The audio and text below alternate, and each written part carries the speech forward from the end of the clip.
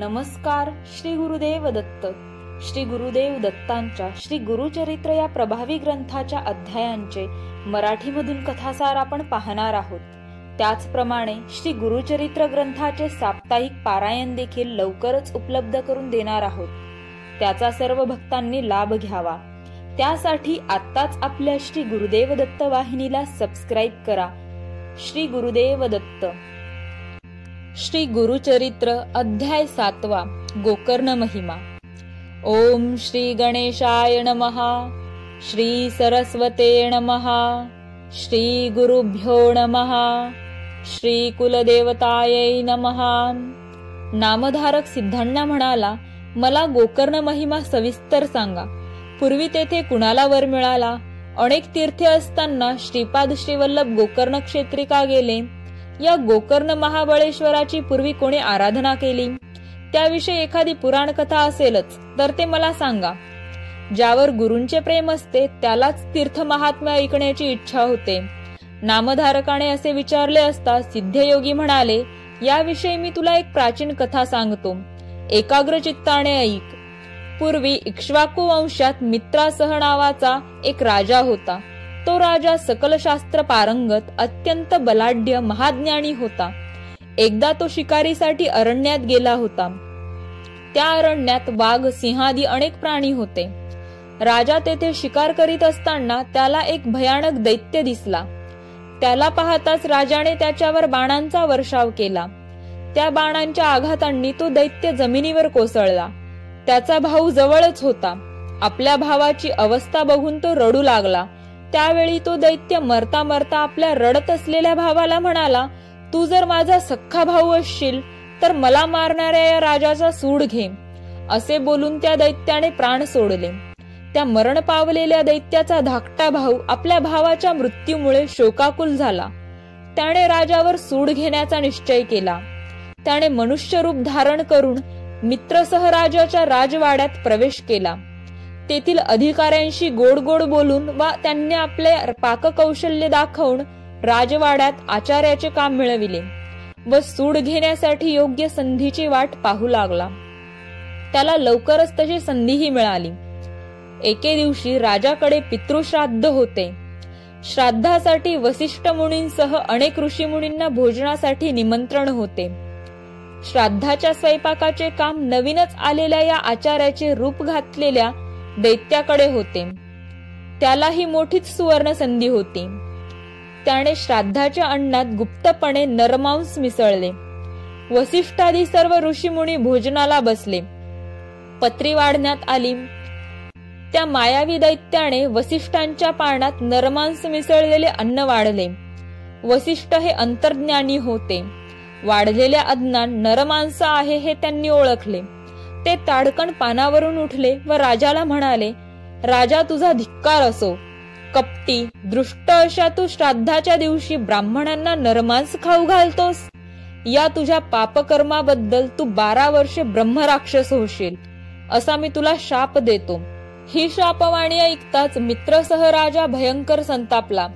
कारण त्याला यातले काहीच माहित नव्हते. आपली काहीही चूक नसताना आपल्याला विनाकारण शाप दिला आहे या विचाराने त्यालाही राग आला. मग तोही प्रतिशाप देण्यासाठी हातात पाणी घेऊन वसिष्ठांना म्हणाला, ऋषीवर्य, तुमच्या पानात नरमांस वाढले गेले याची मला माहिती नव्हती. हे कपट कारस्थान दुसऱ्या कोणाचे तरी असणार. नीट चौकशी न करता मला शाप दिलात. या अन्यायाबद्दल मी आपणास प्रतिशाप देतो. असे म्हणून त्याने तळहातावर पाणी घेतले. तेव्हा त्याच्या पत्नीने मध्यस्थी करून त्याला रोखले. ती म्हणाली, नाथ, तुम्ही हे काय करीत आहात? स्वतःला आवरा. गुरूंना शाप देण्याचा तुम्हाला अधिकार नाही. हे पाप करू नका. आता जे घडेल ते घडेल. आता त्यांचे पाय धरून उशाप मागा. यातच तुमचे कल्याण आहे. पत्नीने असे सांगितले असता राजा भानावर आला. पण हातातील शापोदक कुठे टाकायचे ते जमिनीवर टाकले तर जमीन नापीक झाली असती. म्हणून त्याने ते शापोदक आपल्या पायांवर टाकले.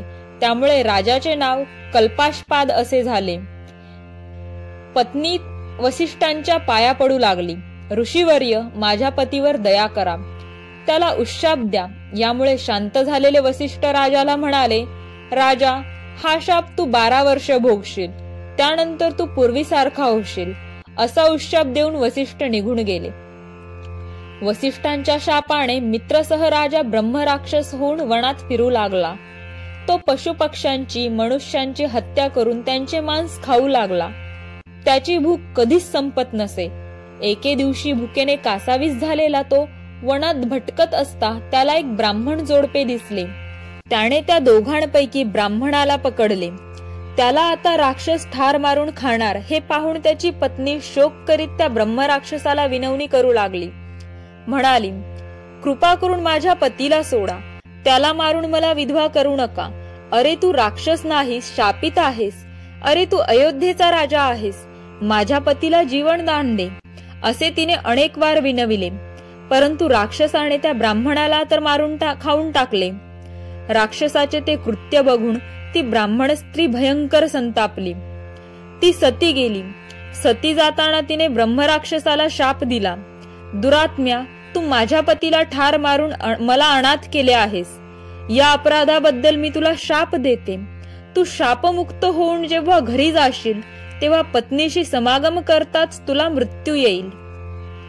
होता होता 12 वर्ष संपली. वसिष्ठांच्या शापातून मुक्त झालेल्या राजाला आपले मूळ स्वरूप प्राप्त झाले. तो आपल्या घरी गेला. सर्वांना आनंद झाला. परंतु त्या ब्राह्मण पत्नीने दिलेला शाप आठवून राजा अगदी बेचैन झाला. तो मोठ्या काळजीत पडला. त्याला अन्नपाणी गोड लागेना. त्याच्या पत्नीने राजाला अस्वस्थ होण्याचे कारण विचारले असता तेव्हा राजाने सगळी हकीकत तिला सांगितली. ती ऐकून राणीला मोठा धक्काच बसला.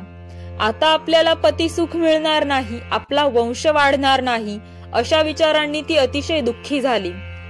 राजाने व राणीने आपल्या अनुभवी पुरोहितांना सगळा वृत्तांत सांगून या शापातून मुक्त होण्याचा उपाय विचारला. पुरोहितांनी त्यांना तीर्थयात्रा, दानधर्म इत्यादी करण्याचा सल्ला दिला. त्यानुसार राजाने अनेक तीर्थयात्रा केल्या, यज्ञयाग केले, दानधर्म केला, अन्नदान केले, पण पापक्षालन होईना. ब्रह्महत्या राजाची पाठ सोडीना. त्यामुळे राजा अधिकाधिक बेचैन व अस्वस्थ होऊ लागला. राजा तीर्थयात्रा करीत करीत मिथिला नगरीत गेला. तेथे त्याला गौतम ऋषी भेटले. राजाने त्यांच्या पाया पडून स्वतःचा परिचय सांगितला व ब्राह्मण हत्येच्या पातकाची सगळी हकीकत सांगितली. मग तो गौतमांना म्हणाला, मुनिवर्य, हे सगळे असे आहे. आता मला मनःशांती मिळवून द्या. आज माझ्या भाग्याने आपले दर्शन मला घडले. आपल्या कृपेने मी शापमुक्त होऊन सुखी होईन असा मला विश्वास वाटतो. माझ्यावर कृपा करा. या ब्राह्मण हत्येच्या शापातून मुक्त होण्याचा मार्ग मला दाखवा. राजाने अशी विनंती केली असता गौतम ऋषींनी त्याला समजावीत म्हणाले, राजा, घाबरू नकोस, कसलीही चिंता करू नकोस. भगवान शंकर सर्वांचे रक्षण करतात. मृत्युंजय शंकर तुलाही तारतील. गोकर्ण नावाचे प्रसिद्ध तीर्थक्षेत्र आहे. ते महापातकांचा नाश करते. तेथे कसलेही पाप शिल्लक राहत नाही. गोकर्ण क्षेत्रात असलेले भगवान शंकर त्यांचे केवळ स्मरण करतात सर्व पातकांचा नाश करतात. तेथे भगवान महादेव महाबळ नावाने राहतात. सूर्याशिवाय अंधाराचा नाश होत नाही. त्याचप्रमाणे गोकर्ण क्षेत्रात गेल्याशिवाय संपूर्ण पाप निष्कृती होत नाही. हजारो ब्राह्मण हत्या केलेला मनुष्यही गोकर्ण क्षेत्री जाऊन जाता क्षणी त्याचे लक्षपतीत फळ मिळते. या क्षेत्राचे महात्म्य इतके थोर आहे की कार्यसिद्धीसाठी ब्रह्मदेवाने व विष्णूने तेथे तप केले आहेत. रावणाने घोर तपश्चर्या करून जे शिवाचे आत्मलिंग मिळविले त्याची गणेशाने या क्षेत्री स्थापना केली आहे. सनकादी महात्मे व सिद्ध मुनिगण तेथे बसून भगवान शिवाची आराधना करतात. समस्त पातकांचा नाश करणारे महात्मे सुद्धा येथे बसून सदाशिवाची उपासना करीत असतात. या ब्रह्मांडात गोकर्ण क्षेत्रासारखे दुसरे क्षेत्र नाही. राजा, या तीर्थात सर्व देवांचे स्थान आहे. भगवान विष्णू, ब्रह्मदेव, कार्तिकेय व गणेश यांचे वास्तव्य आहे. या गोकर्ण क्षेत्रात कोटी कोटी शिवलिंगे आहेत. आता तेथील पाषाणलिंगाची खूण सांगतो. सत्ययुगात शिवलिंग श्वेत पाषाणाचे असते. त्रेतायुगात ते तांबूस, द्वापार युगात ते पीतवर्ण आणि कलियुगात ते कृष्णवर्णाचे असते. गोकर्ण महाबळेश्वराचा अधोभाग खूप गोल आहे. तो सप्तपाताळापर्यंत गेलेला आहे. परमपवित्र असे हे गोकर्ण क्षेत्र पश्चिम समुद्राच्या काठावर आहे. ते ब्राह्मण हत्येपासून सर्व पापांचे भस्म करते. तेथे शुभ दिवशी अर्चना करणारे वरती रुद्ररूप होतात. जो कोणी गोकर्ण क्षेत्री जाऊन भगवान शिवाची पूजा करतो तो ब्रह्मपदाला जातो. रविवारी, सोमवारी व बुधवारी जेव्हा अमावस्या येते तेव्हा तेथे केलेले समुद्र स्नान, शिवपूजन, पितृतर्पण, अन्नदान, होम हवन अनंत फळ देणारे होते. शिवरात्रीला शिवलिंग व बिल्वपत्र यांचा सुयोग दुर्लभ आहे. अशा रीतीने गोकर्ण क्षेत्र हे श्रेष्ठ महात्म्य असलेले अत्यंत दुर्लभ असे शिवतीर्थ आहे. अशा या क्षेत्री शिवरात्री उपवास, जागरण, भगवान सदाशिवाजवळ निवास या सर्वांचा सुयोग म्हणजे शिवलोकाला जाण्याचा सोपाच मार्ग आहे. अशा प्रकारे गौतम ऋषींनी मित्रसह राजाला गोकर्ण तीर्थक्षेत्राचे महात्म्य सांगितले असता त्यांनी विचारले आहे, ऋषीवर्य, आपण जे हे गोकर्ण महात्म्य मला सांगितले त्याचा अनुभव पूर्वी कोणाला आला होता का? आपणास जर काही प्रत्यक्ष काही पाहिले असेल किंवा त्याविषयी एखादी कथा माहीत असेल तर कृपा करून मला सांगा. राजाने असे विचारले असता गौतम ऋषी म्हणाले, राजा, लक्षपूर्वक ऐक. या गोकर्ण क्षेत्री शिवरात्रीला महोत्सव असतो. चारही वर्णातील अनेक लोक येथे येतात व भगवान महाबळेश्वर शिवदर्शनाने कृतकृत्य होतात. एकदा शिवरात्रीच्या दिवशी मी सुद्धा गोकर्ण क्षेत्री गेलो होतो. दुपारची वेळ होती. आम्ही एका वृक्षाखाली बसलो होतो. त्यावेळी पूर्वजन्मी अनेक पापे केलेली आणि म्हणून अनेक व्याधींनी जर्जर झालेली एक मरणासन अशी चांडाळ स्त्री आम्ही पाहिली. ती वृद्ध, अंध व महारोगाने ग्रासलेली होती. तिच्या सर्वांगाला क्षते पडली होती. त्यात कृमी पडले होते. जखमांमधून रक्त व पू वाहत होते. सर्व शरीर दुर्गंधीने भरले होते. त्यातच तिला क्षय झाला होता. शरीरावर धड वस्त्र नव्हते. ती विधवा होती. तिने केशवपण केले होते. तिच्या पोटात अन्नाचा कणही नव्हता. तहान भुकेने व्याकुळ होत ती कासावीस झाली होती. तिला धड चालताही येत नव्हते. क्षणाक्षणाला जमिनीवर पडत होती. अशा अवस्थेत ती एका वृक्षाच्या सावलीत येऊन पडली. थोड्याच वेळाने तिने प्राणत्याग केला. त्याच वेळी आम्हाला एक प्रसंग दिसला. अचानक शिवलोकातून एक दिव्य विमान खाली आले. त्यातून 4 शिवदूत उतरले व ते अत्यंत तेजस्वी बलवान होते. त्यांच्या हातात शस्त्रे होती. सर्वांगाला भस्म लावले होते. त्यांची शरीरकांती चंद्रासारखी होती. अशा शिवदूतांना आम्ही विचारले, आपण येथे कशासाठी आला आहात? ते म्हणाले, आम्ही या चांडाळणीस नेण्यासाठी आलो आहोत. ते ऐकून आम्हाला मोठे आश्चर्य वाटले. आम्ही त्यांना विचारले, अहो, या महापापी चांडाळणीला शिवलोकात कसे काय नेता? कुत्र्याला कोणी सिंहासनावर बसवते का? या चांडाळणीने जन्मापासून अनेक पापकर्मे केली आहेत. हिने कधी कोणाला दयामाया दाखविले नाही. हिने आयुष्यात कधीही जपतप केले नाहीत. कधीही शिवस्मरण पूजन केले नाही. अशा हिला शिवलोकाला कसे काय नेता? आम्ही असे विचारले असता शिवदूत म्हणाले, गौतमा, या चांडाळणीची पूर्वकथा सांगतो ती ऐका.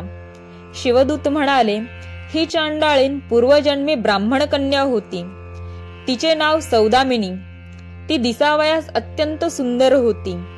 तिचे लग्नाचे वय झाले पण तिला योग्य असा पतीच मिळेना. त्यामुळे तिच्या आई वडिलांना मोठी काळजी वाटू लागली. शेवटी ब्राह्मणाशी तिचा विवाह झाला. काही दिवस ठीक चालले होते पण तिचा पती एकाएकी आजारी पडला आणि त्यातच त्याचे निधन झाले. अकाली विधवा झालेल्या सौदामिनीला तिच्या आई वडिलांनी घरी परत आणले. ती दिसावयास सुंदर होती. तिने आता तारुण्यात प्रवेश केला होता. तिला वैधव्य आले होते. त्यामुळे तिची कामवासना कशी पूर्ण होणार? ती तिला स्वस्थ बसू देईना. परपुरुषाला पाहून तिचे मन चलबिचल होऊ लागले. ती लपून छपून जारकर्म करू लागली. मग व्हायचे तेच झाले.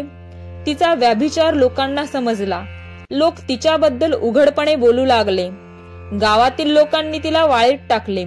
मग आई वडिलांनीही तिचा त्याग केला. तिला घराबाहेर काढले. आता तर तिला सगळे रानच मोकळे झाले. ती सगळी लाजलज्जा सोडून उघडपणे गावात व्याभिचार करू लागली. त्याच गावात एक श्रीमंत शूद्र होता. त्याच्याशी तिने विवाह केला. ती त्याच्या घरी राहू लागली.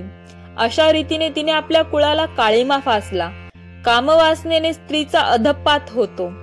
हीन माणसाची सेवा केल्याने ब्राह्मणांचा नाश होतो. ब्राह्मणाच्या शापाने राजाचा नाश होतो व विषय वासनेने संन्यासी अधोगतीला जातो असे म्हणतात. ते अगदी खरे आहे. सौदामिनीला त्या शूद्रापासून पुत्र झाला. आता ती बेधडक मद्यमांस सेवन करू लागली. एकदा मद्यपान करून धूण झालेला तिने बकरा समजून वासरूच कापले. त्या वासराचे मुंडके तिने दुसऱ्या दिवसासाठी शिक्क्यात ठेवले. मग त्या वासराचे मांस काढून ते शिजवून इतरांनाही खाऊ घातले व स्वतःही भक्ष्य केले. संध्याकाळी गायीची धार काढण्यासाठी गोठ्यात गेली. तिथे वासरू नव्हते, त्याऐवजी मेंढा होता. तिने घरात जाऊन पाहिले तर शिंकाळ्यात वासरांचे मुंडके दिसले. सगळा प्रकार तिच्या लक्षात आला. ती कपाळ बडवून रडू लागली. मग तिने एक खड्डा खणून त्यात वासराचे मुंडके व हाडे कातडी पुरून टाकली व वाघाने वासरू पळवून नेले असे सगळ्यांना सांगत रडण्याचे नाटक करू लागली. तिने आपल्या पतीलाही हीच थाप मारली. काही दिवसांनी सौदामिनी मरण पावली. यमदूतांनी तिला नरकात टाकले व तिचे आतोनात हाल केले. नंतर ती चांडाळ जातीस जन्मास आली. ती जन्मापासून अंध होती. दुःखी झालेल्या तिच्या आई वडिलांनी काही दिवस कसाबसा सांभाळ केला. तिला शिळे उष्टे अन्न खाऊ घालीत. काही दिवसांनी तिला महारोग झाला. आई वडिलांचा आधार तुटला. नातेवाईकांनी तिला पार झिडकारले. आता ती भीक मागत फिरू लागली. अन्न नाही, वस्त्र नाही, अशा स्थितीत तिचे आयुष्य गेले. ती म्हातारी झाली. तिला अनेक रोग जडले. अनेक दुःखे भोगत असलेल्या तिला आता मरण हवे होते, पण ते येत नव्हते. पुढे माघ महिना आला. माघ महिन्यात शिवरात्रीला गोकर्ण क्षेत्री मोठी यात्रा असते. त्या पर्व काळी गोकर्ण महाबळेश्वराचे दर्शन घेण्यासाठी गावोगावचे असंख्य स्त्री पुरुष शिवनामाचा घोष करीत त्या गावाच्या गर्जना करीत जात होते. लोक नाचत होते, गात होते, शिवनामाची गर्जना करीत जात होते. ती चांडाळीनही इतर भिकाऱ्यांसोबत रडत ओरडत होती. भेटेल त्याला भीक मागत होती. तिच्या पोटात अन्नाचा एक कणही नव्हता. अंगावर वस्त्र नव्हते. सर्वांगाला महारोग झाला होता. सगळे शरीर दुर्गंधीने भरलेले होते. सर्वांच्या पुढे हात करून धर्म करा, धर्म करा असे दीनपणे म्हणत होती, पण कुणालाही तिची दया येत नव्हती. जन्मजन्मांतरी तिने एकही पुण्यकृत्य केले नव्हते. त्यामुळे जिवंतपणी अनंत यमयातना भोगाव्या लागत होत्या. ती चांडाळीन गोकर्ण क्षेत्री गेली. तो महाशिवरात्रीचा दिवस होता. त्या चांडाळिनीला गोकर्ण क्षेत्री कोणीही काहीही दिले नाही. त्यामुळे तिला कडकडीत उपवास घडला. एका भाविकाने थट्टेने तिच्या हातात भिक्षा म्हणून एक बिल्वपत्र टाकले. ती खाण्याची वस्तू नव्हे हे लक्षात येताच तिने ते बिल्वपत्र रागाने भिरकावून दिले. ते वाऱ्याने उडाले व नेमके महाबळेश्वर शिवलिंगावर पडले. कडकडीत उपवास, रात्रभर जागरण, शिवनामघोषाचे श्रवण व अजाणतेपणे एका बिल्वपत्राने झालेले शिवपूजन, एवढ्याने त्या चांडाळिनीची शतजन्मांची पातके जळून भस्म झाली. भगवान शंकर तिच्यावर प्रसन्न झाले. त्यांनी शिवलोकी आणण्यासाठी शिवदूतांना तेथे पाठविले होते. असे शिवदूतांनी त्या चांडाळिनीबद्दल गौतमांना सांगितले. त्यांनी चांडाळिनीवर अमृत सिंचन केले. त्यामुळे तिला दिव्य देह प्राप्त झाला. मग शिवदूत तिला सन्मानपूर्वक शिवलोकात घेऊन गेले. त्या चांडाळिनीची कथा सांगून गौतम ऋषी मित्रसह राजाला म्हणाले, राजा, तू सुद्धा गोकर्ण क्षेत्री जाऊन भगवान महाबळेश्वर शिवाचे दर्शन घेऊन कृतकृत्य हो. तेथे सर्व काळी स्नान करून शिवाची पूजा कर. शिवरात्रीला उपवास करून बिल्वपत्रांनी भगवान शिवाची पूजा कर. असे केले असता तू सर्व पापातून मुक्त होशील व शिवलोकी जाशील. गौतमांनी असे सांगितले असता राजाला अतिशय आनंद झाला. तो गोकर्ण क्षेत्री गेला. तेथे भक्तिभावाने शिवपूजन करून ब्रह्महत्या व सतीचा शाप यातून मुक्त झाला. इतके सांगून सिद्धयोगी नामधारकाला म्हणाले, असे हे गोकर्ण क्षेत्र पुण्यवान स्थान आहे. म्हणूनच श्रीपाद तेथे राहिले. अशा रीतीने श्री गुरुचरित्रामृतातील गोकर्ण महिमा नावाचा अध्याय 7वा समाप्त. श्री गुरु दत्तात्रेयार्पणमस्तु. या पुढील भागांमध्ये आपण श्री गुरुचरित्र ग्रंथातील अध्याय 8 पाहणार आहोत. तत्पूर्वी या व्हिडिओला नक्की लाईक करा आणि जास्तीत जास्त लोकांपर्यंत ही माहिती पोहोचवा, म्हणजे आपल्या गुरुभक्तीचा प्रसार होईल. धन्यवाद. श्री गुरुदेव दत्त.